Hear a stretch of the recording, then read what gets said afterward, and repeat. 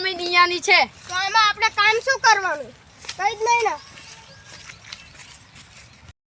કોમ હશે ને તો કાઢી દેશે. તો આપણે ખાલી પૈસા લઈને ઉપરવાનો તેલ પગાર આણા વચ્ચે દેશો તો આપણા સામે વડા સાચવશે. તો હું માનો નહીં દેખાતો. મોટો ભાઈ શું તમારે કઈ ચિંતા કરવાની નહીં. એ તો આગા પાછું હશે તો હું ચલવી લઈશ તમતાર. ક્યાં હશે? ખેતરે હશે, ખેતરે નહીં હોય તો ડેરી હશે. અને ડેરી બંધ હશે તો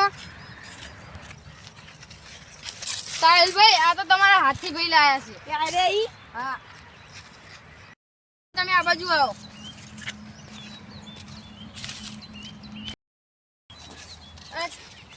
તને આપણે પાણી વારતા થઈએ જ ને. કામ તો કરવું પડે ને. પછી તમારું નામ શું હોય? રિતિક. કયા ગામના? આ મારા ગામના જ છે.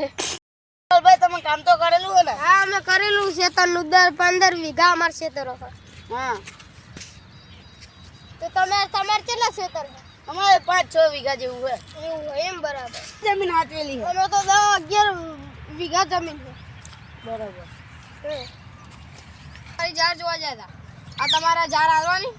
હા ઉચ્ચક આપવાની 80,000 માં. થોડા આગા પાછા કરો ને. હા તો સમજી લો ને તમે ઘરના હોય એટલે 60,000 આપી દેજો. આ પાસ 60 આવે.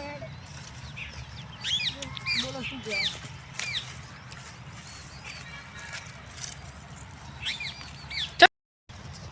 બોલો. થોડું કાકુ પાછું કરો ને. જાર હારી એટલે. થોડા કાકા પાછા કરો. તો હું જોઉં આખા પાછા કહું કંઈક આખું પાછું કરો ને. હવે આમાં વસુ નહીં જાય કઈ. આટલા સુધી તમને 80 માં કહેતો હતો. હવે તમે ઘરના હોય એટલે 60 માં આપી દીધી હતી ને.